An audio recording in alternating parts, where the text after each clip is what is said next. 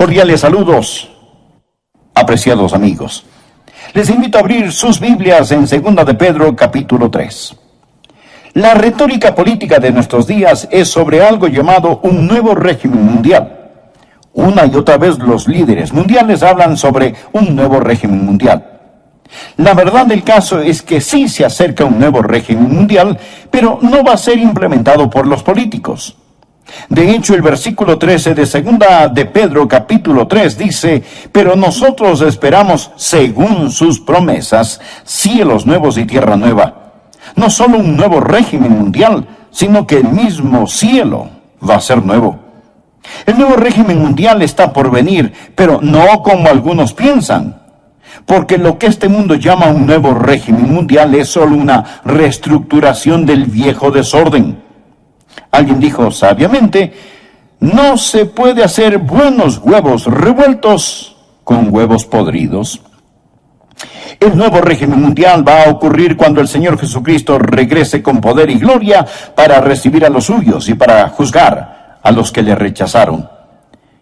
Recuerde que 2 de Pedro habla del cristianismo auténtico, lo verdadero, no lo falsificado. Y cuando Pedro habla sobre el cristianismo auténtico, él está advirtiendo acerca de los apóstatas. En este tercer capítulo, primero tenemos un argumento contra la segunda venida del Señor Jesucristo por parte de los apóstatas. Y luego tenemos la afirmación y confirmación apostólica de la segunda venida del Señor Jesús.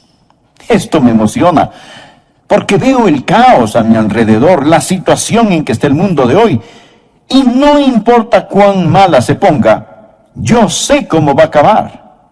Y en lugar de quejarnos, ¿en qué va a terminar todo este mundo?, los creyentes podemos decir: ¡gloria a Dios! Miren quién regresará al mundo.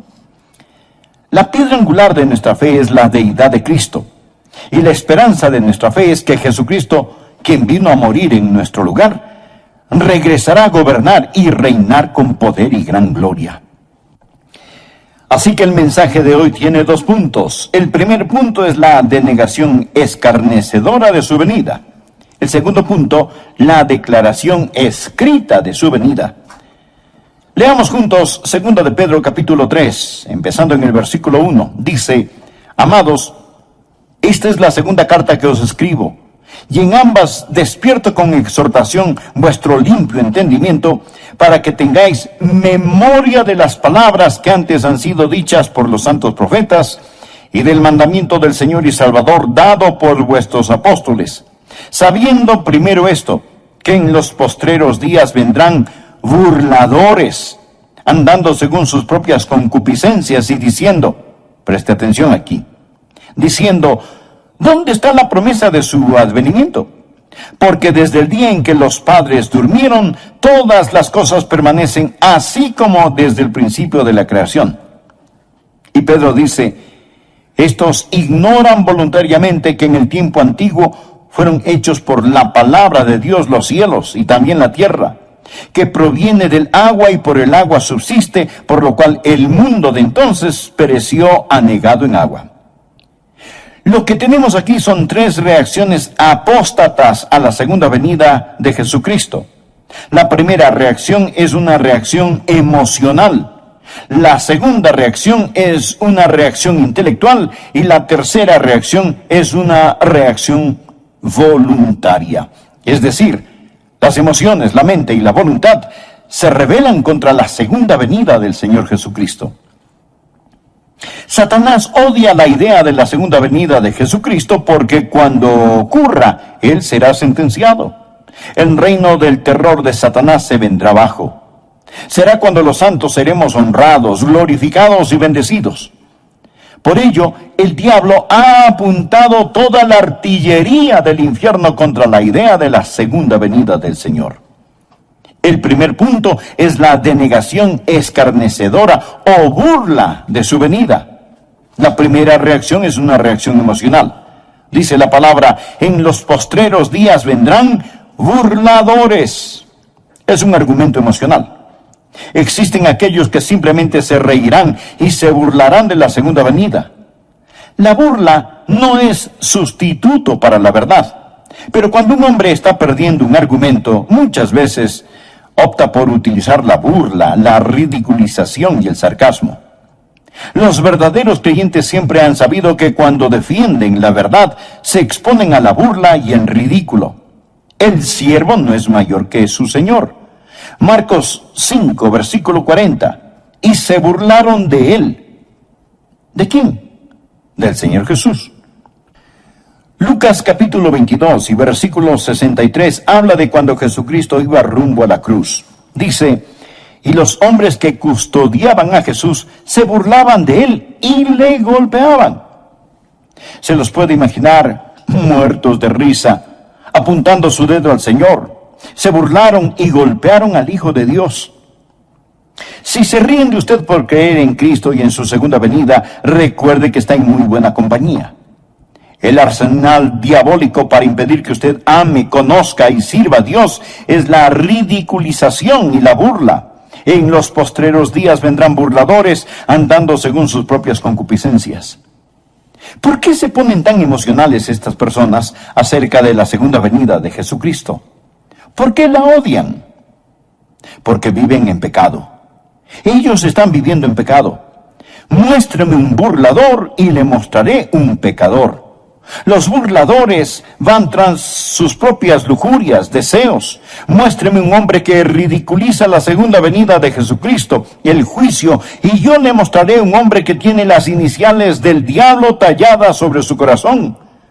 Muéstreme una mujer que se burla de las cosas santas, y le mostraré a una mujer cubierta con las asquerosas huellas digitales del pecado.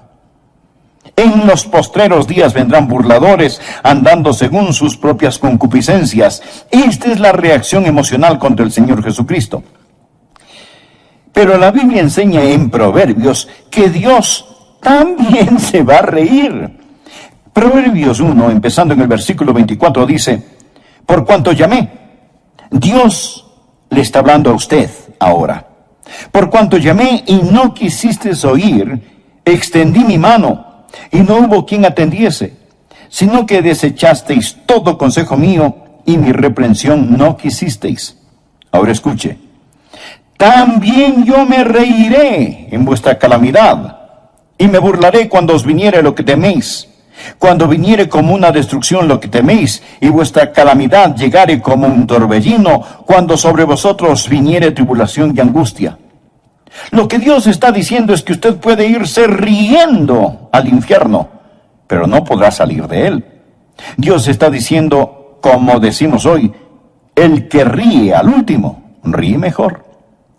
Los apóstatas no solo están satisfechos con rechazar las cosas santas, sino que tienen un enorme deseo diabólico de ridiculizar las cosas santas. Había un emperador romano cuyo nombre era Juliano. Cuando él era un joven, profesó conocer al Señor Jesucristo y ser un creyente, pero nunca se convirtió verdaderamente. Llegó a ser un apóstata y persiguió a los creyentes con todo su poder, ridiculizando la fe cristiana. Juliano, el apóstata, tenía un amigo de la niñez cuyo nombre era Agatón. Ellos crecieron juntos. Después de muchos años se encontraron. Agatón era un creyente que servía fielmente al Señor día tras día. Cuando Juliano el emperador se encontró con Agatón, le dijo: Agatón, ¿cómo le va a tu amigo el carpintero de Nazaret? Tiene suficiente trabajo. Le están saliendo algunos trabajitos como carpintero. Y Agatón muy serenamente le respondió: oh sí, Juliano, él tiene mucho que hacer. De hecho, él está muy ocupado haciendo un ataúd para tu imperio.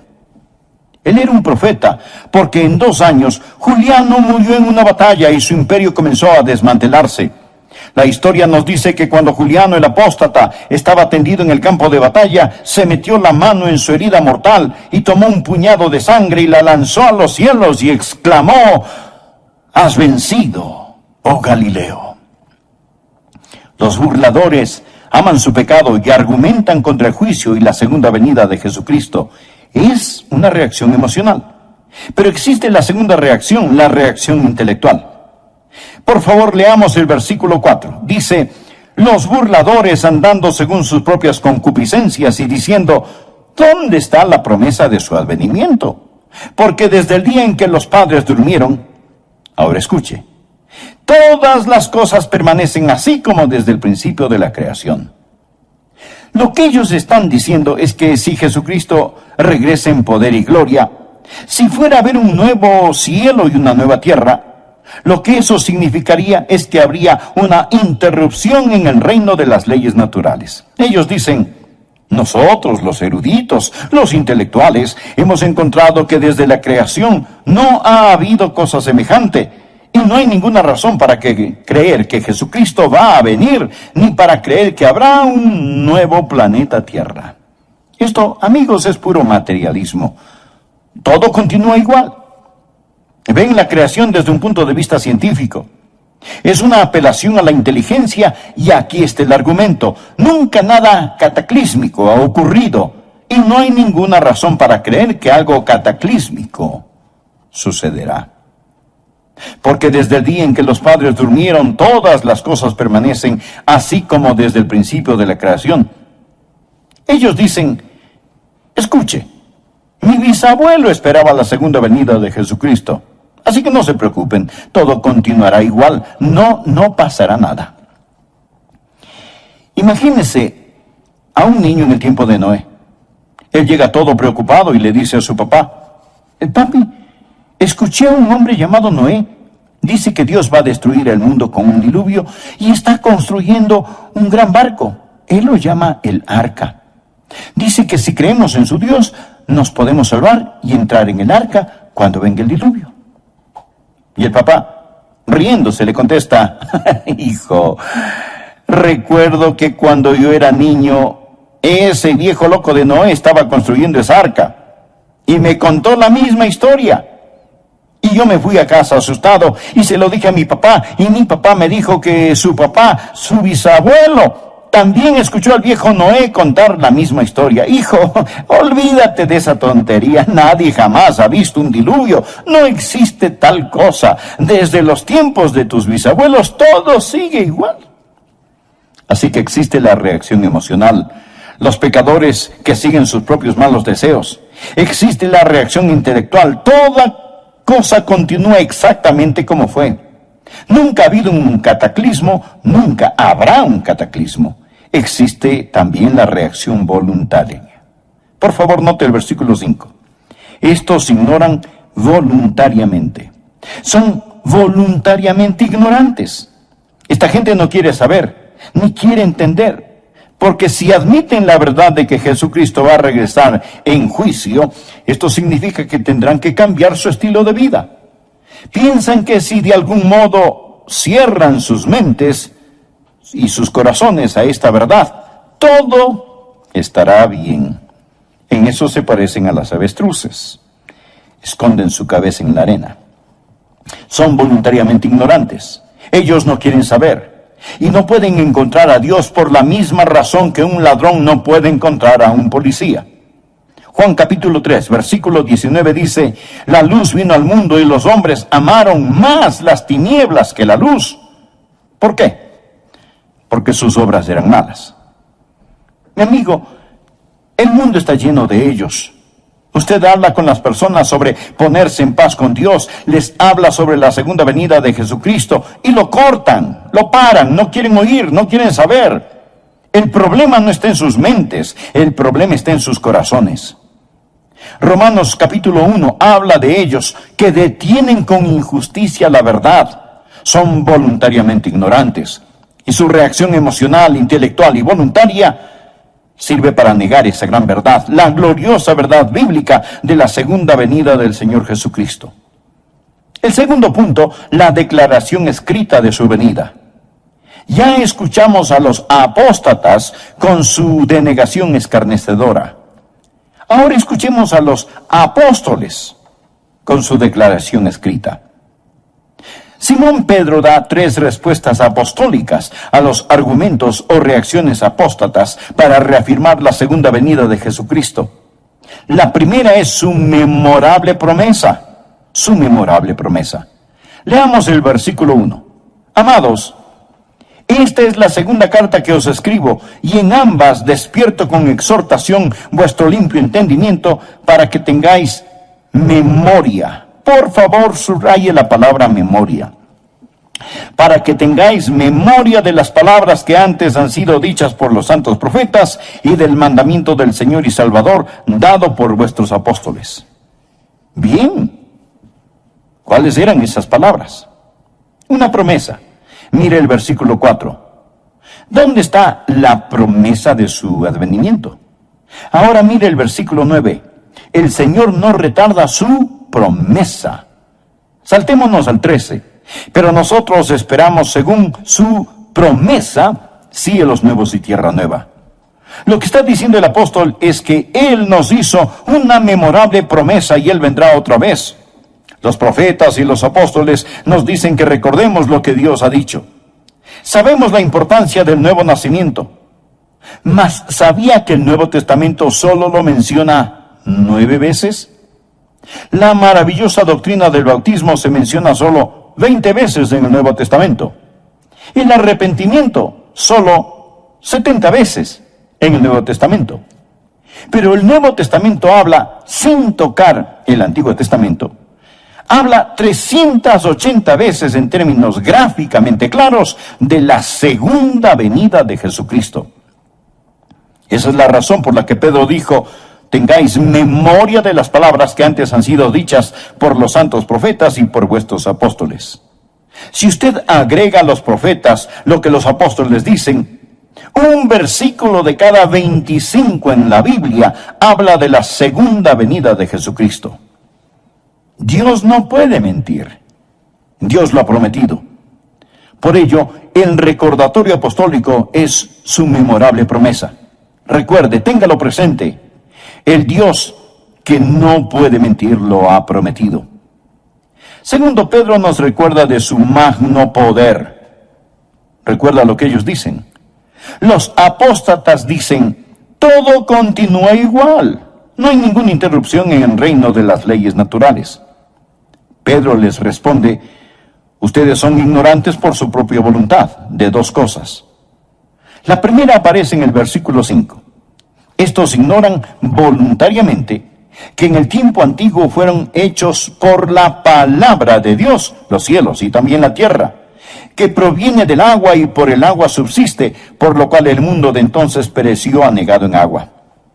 Ahora Pedro les dice: mire, señor escéptico, mire, señor apóstata, usted dice que nunca nada cataclísmico ha ocurrido. ¿Y qué de la creación? Dios habló y fue hecho. Dios con su palabra creó el mundo y los universos. Él habló y se hizo. Con su palabra suspendió la luna, el sol, las estrellas. Dios lo hizo todo por medio de su palabra. Pedro les está recordando sobre el magno poder de Dios. Los escépticos modernos y ateos de hoy intentan encontrar el origen de la vida. Pero no nos preocupemos del origen de la vida. Vamos más allá. Hablemos del origen de la materia. Usted dirá: bueno, la vida empezó espontáneamente en alguna sopa prebiológica, pero ¿de dónde salió la sopa prebiológica? Amigo, de la nada. Nada sale. Por medio de la palabra de Dios todo fue creado. Dios con su palabra ordenó la creación, pero también ordenó un cataclismo. Verso 5. Estos ignoran voluntariamente. Primero, habló para la creación. Que en el tiempo antiguo fueron hechos por la palabra de Dios los cielos y también la tierra que proviene del agua y por el agua subsiste. La segunda vez habló para describir el cataclismo. Por lo cual el mundo de entonces pereció anegado en agua. La palabra anegado o inundado es de donde tomamos cataclismo. En el griego suena como cataclismo.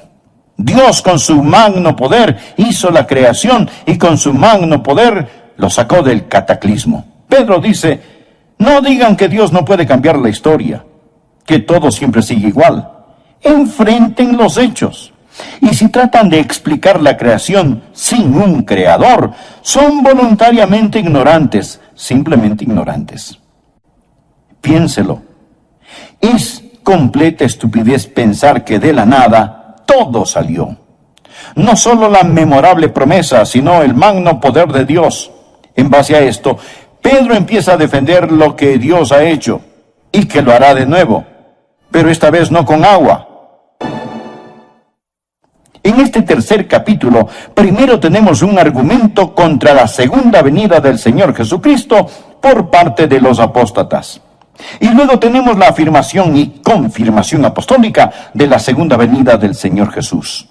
Esto me emociona, porque veo el caos a mi alrededor, la situación en que está el mundo de hoy, y no importa cuán mala se ponga, yo sé cómo va a acabar.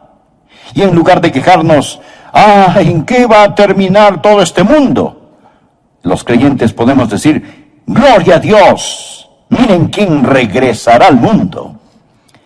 La piedra angular de nuestra fe es la deidad de Cristo, y la esperanza de nuestra fe es que Jesucristo, quien vino a morir en nuestro lugar, regresará a gobernar y reinar con poder y gran gloria.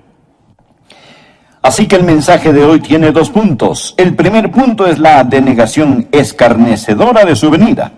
El segundo punto, la declaración escrita de su venida. Leamos juntos 2 de Pedro capítulo 3, empezando en el versículo 1. Dice, amados, esta es la segunda carta que os escribo, y en ambas despierto con exhortación vuestro limpio entendimiento, para que tengáis memoria de las palabras que antes han sido dichas por los santos profetas, y del mandamiento del Señor y Salvador dado por vuestros apóstoles, sabiendo primero esto, que en los postreros días vendrán burladores, andando según sus propias concupiscencias y diciendo, preste atención aquí, diciendo, ¿dónde está la promesa de su advenimiento? Porque desde el día en que los padres durmieron, todas las cosas permanecen así como desde el principio de la creación. Y Pedro dice, estos ignoran voluntariamente que en el tiempo antiguo fueron hechos por la palabra de Dios los cielos y también la tierra, que proviene del agua y por el agua subsiste, por lo cual el mundo de entonces pereció anegado en agua. Por favor, note el versículo 5. Estos ignoran voluntariamente. Son voluntariamente ignorantes. Esta gente no quiere saber, ni quiere entender, porque si admiten la verdad de que Jesucristo va a regresar en juicio, esto significa que tendrán que cambiar su estilo de vida. Piensan que si de algún modo cierran sus mentes y sus corazones a esta verdad, todo estará bien. En eso se parecen a las avestruces. Esconden su cabeza en la arena. Son voluntariamente ignorantes. Ellos no quieren saber. Y no pueden encontrar a Dios por la misma razón que un ladrón no puede encontrar a un policía. Juan capítulo 3, versículo 19 dice, la luz vino al mundo y los hombres amaron más las tinieblas que la luz. ¿Por qué? Porque sus obras eran malas. Mi amigo, el mundo está lleno de ellos. Usted habla con las personas sobre ponerse en paz con Dios, les habla sobre la segunda venida de Jesucristo y lo cortan, lo paran, no quieren oír, no quieren saber. El problema no está en sus mentes, el problema está en sus corazones. Romanos capítulo 1 habla de ellos que detienen con injusticia la verdad, son voluntariamente ignorantes y su reacción emocional, intelectual y voluntaria sirve para negar esa gran verdad, la gloriosa verdad bíblica de la segunda venida del Señor Jesucristo. El segundo punto, la declaración escrita de su venida. Ya escuchamos a los apóstatas con su denegación escarnecedora. Ahora escuchemos a los apóstoles con su declaración escrita. Simón Pedro da 3 respuestas apostólicas a los argumentos o reacciones apóstatas para reafirmar la segunda venida de Jesucristo. La primera es su memorable promesa. Su memorable promesa. Leamos el versículo 1. Amados, esta es la segunda carta que os escribo, y en ambas despierto con exhortación vuestro limpio entendimiento para que tengáis memoria. Por favor, subraye la palabra memoria. Para que tengáis memoria de las palabras que antes han sido dichas por los santos profetas y del mandamiento del Señor y Salvador dado por vuestros apóstoles. Bien, ¿cuáles eran esas palabras? Una promesa. Mire el versículo 4. ¿Dónde está la promesa de su advenimiento? Ahora mire el versículo 9. El Señor no retarda su promesa. Saltémonos al 13. Pero nosotros esperamos según su promesa cielos nuevos y tierra nueva. Lo que está diciendo el apóstol es que Él nos hizo una memorable promesa y Él vendrá otra vez. Los profetas y los apóstoles nos dicen que recordemos lo que Dios ha dicho. Sabemos la importancia del nuevo nacimiento. Mas, ¿sabía que el Nuevo Testamento solo lo menciona 9 veces? La maravillosa doctrina del bautismo se menciona solo 20 veces en el Nuevo Testamento. El arrepentimiento solo 70 veces en el Nuevo Testamento. Pero el Nuevo Testamento habla, sin tocar el Antiguo Testamento, habla 380 veces en términos gráficamente claros de la segunda venida de Jesucristo. Esa es la razón por la que Pedro dijo: tengáis memoria de las palabras que antes han sido dichas por los santos profetas y por vuestros apóstoles. Si usted agrega a los profetas lo que los apóstoles dicen, un versículo de cada 25 en la Biblia habla de la segunda venida de Jesucristo. Dios no puede mentir. Dios lo ha prometido. Por ello, el recordatorio apostólico es su memorable promesa. Recuerde, téngalo presente. El Dios que no puede mentir lo ha prometido. Segundo, Pedro nos recuerda de su magno poder. Recuerda lo que ellos dicen. Los apóstatas dicen: todo continúa igual. No hay ninguna interrupción en el reino de las leyes naturales. Pedro les responde: ustedes son ignorantes por su propia voluntad de dos cosas. La primera aparece en el versículo 5. Estos ignoran voluntariamente que en el tiempo antiguo fueron hechos por la palabra de Dios los cielos y también la tierra, que proviene del agua y por el agua subsiste, por lo cual el mundo de entonces pereció anegado en agua. Ahora Pedro les dice: mire, señor escéptico, mire, señor apóstata, usted dice que nunca nada cataclísmico ha ocurrido. ¿Y qué de la creación? Dios habló y fue hecho. Dios con su palabra creó el mundo y los universos. Él habló y se hizo. Con su palabra suspendió la luna, el sol, las estrellas. Dios lo hizo todo por medio de su palabra. Pedro les está recordando sobre el magno poder de Dios. Los escépticos modernos y ateos de hoy intentan encontrar el origen de la vida. Pero no nos preocupemos del origen de la vida. Vamos más allá. Hablemos del origen de la materia. Usted dirá: bueno, la vida empezó espontáneamente en alguna sopa prebiológica, pero ¿de dónde salió la sopa prebiológica? Amigo, de la nada. Nada sale. Por medio de la palabra de Dios todo fue creado. Dios con su palabra ordenó la creación, pero también ordenó un cataclismo. Verso 5. Estos ignoran voluntariamente. Primero, habló para la creación. Que en el tiempo antiguo fueron hechos por la palabra de Dios los cielos y también la tierra que proviene del agua y por el agua subsiste. La segunda vez habló para describir el cataclismo, por lo cual el mundo de entonces pereció anegado en agua. La palabra anegado o inundado es de donde tomamos cataclismo. En el griego suena como cataclismo. Dios con su magno poder hizo la creación y con su magno poder lo sacó del cataclismo. Pedro dice: no digan que Dios no puede cambiar la historia, que todo siempre sigue igual. Enfrenten los hechos. Y si tratan de explicar la creación sin un creador, son voluntariamente ignorantes, simplemente ignorantes. Piénselo. Es completa estupidez pensar que de la nada todo salió. No solo la memorable promesa, sino el magno poder de Dios. En base a esto, Pedro empieza a defender lo que Dios ha hecho y que lo hará de nuevo, pero esta vez no con agua, sino con fuego. Versículo 7. Pero los cielos y la tierra que existen ahora están reservados por la misma palabra, o sea, la misma palabra con que los creó, guardados para el fuego en el día del juicio y de la perdición de los hombres impíos. Note la frase: guardados para el fuego. El señor Kenneth Wuest Un erudito del griego dice que esto literalmente significa que los cielos y la tierra ahora mismo están almacenados con fuego. Es palabra de donde tomamos la palabra tesorería, es decir, este mundo es una tesorería de fuego. El universo entero está guardado con fuego. La naturaleza subatómica del universo nos dice que todo no es materia, sino que realmente es fuego. El hombre solía pensar que la partícula más pequeña de la materia era el átomo. Pero ahora sabemos sobre la naturaleza subatómica del átomo, y el átomo tiene un núcleo. Este tiene una carga eléctrica positiva, y girando a su alrededor están los electrones, y estos son negativos. Por eso existe una atracción y se mantienen unidos. El electrón es increíblemente rápido. Escuche, algo asombroso sobre los electrones del átomo es que giran alrededor del núcleo billones de veces cada millonésima de segundo. Nadie sabe realmente qué es esta fuerza eléctrica. La podemos describir, pero no sabemos lo que es.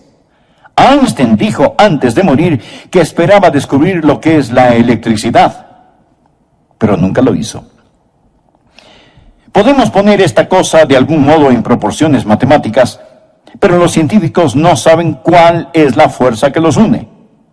Dije que el núcleo tiene una carga eléctrica positiva y girando a su alrededor están los electrones que son negativos. Por eso existe una atracción y se mantienen unidos. Pero también tienen neutrones y protones. Los neutrones son neutros y los protones son positivos. No existe atracción, mas estos no se caen. ¿Qué causa que todos se mantengan unidos? Colosenses 1:17 nos habla acerca del Señor Jesús y dice, todas las cosas en Él subsisten.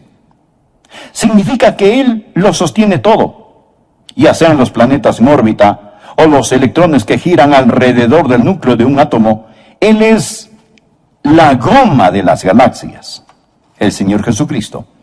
Hebreos 1:3 dice, Jesús quien sustenta o sostiene todas las cosas con la palabra de su poder. Pedro dice, están guardados con el fuego.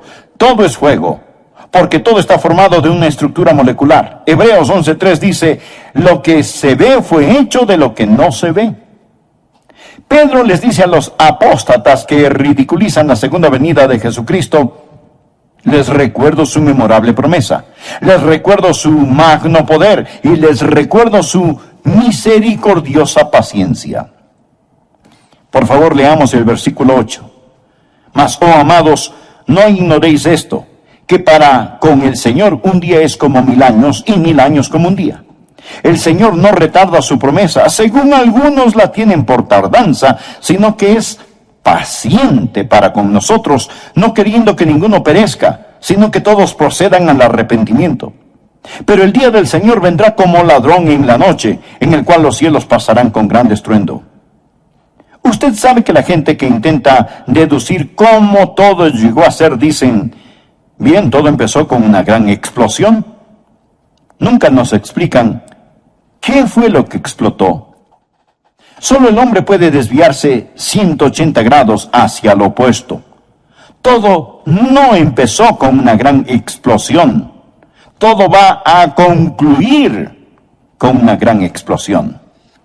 Dice la palabra, pero el día del Señor vendrá como ladrón en la noche, en el cual los cielos pasarán con gran estruendo, y los elementos ardiendo serán deshechos. Ardiendo significa calor interno, fiebre, calentura. Y la tierra y las obras que en ella hay serán quemadas.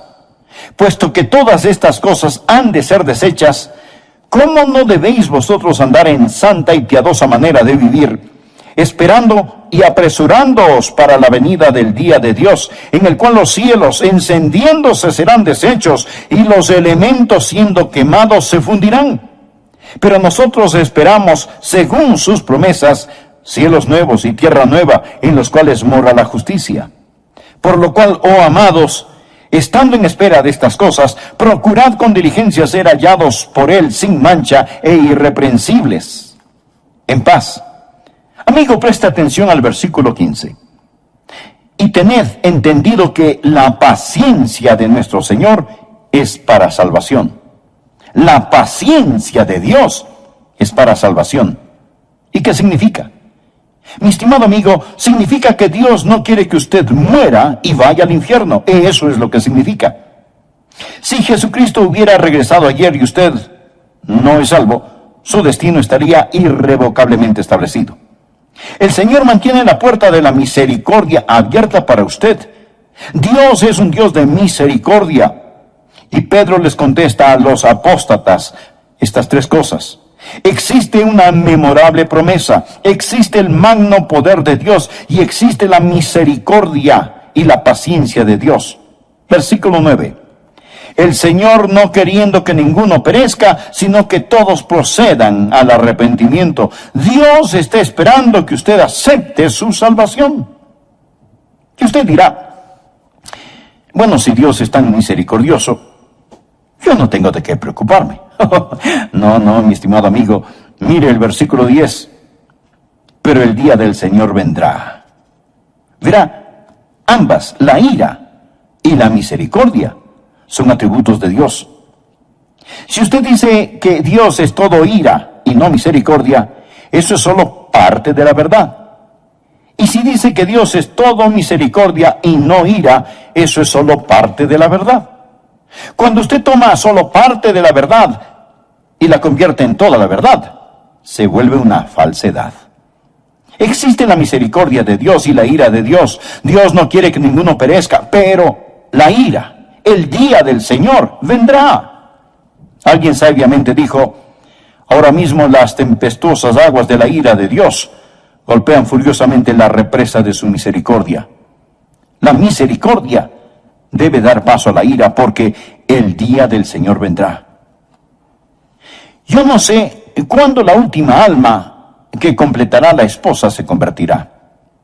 Quizás sea usted, amigo, y la esposa estará completa. Entonces sonará la trompeta. Los muertos en Cristo resucitarán primero y los que estemos vivos seremos arrebatados y cambiados así en un abrir y cerrar de ojos para encontrarnos en el aire con el Señor. Pero no sé cuándo será, mas Él está por venir. Amigo, si Jesucristo fuera a venir ahora mismo, ¿qué pasaría con usted? Verá, Él dijo, pero el día del Señor vendrá. ¿Cómo? Mírelo, como un ladrón en la noche, de repente, inesperadamente, cataclísmicamente. Jesús dijo en Lucas 13:3, no. Antes, si no os arrepentís, todos pereceréis igualmente. Pero el Señor no quiere que ninguno perezca, sino que todos procedan al arrepentimiento. Amigo, Él está por venir, en llamas de fuego. Pues arrepentirse. ¿Cuál es el arrepentimiento?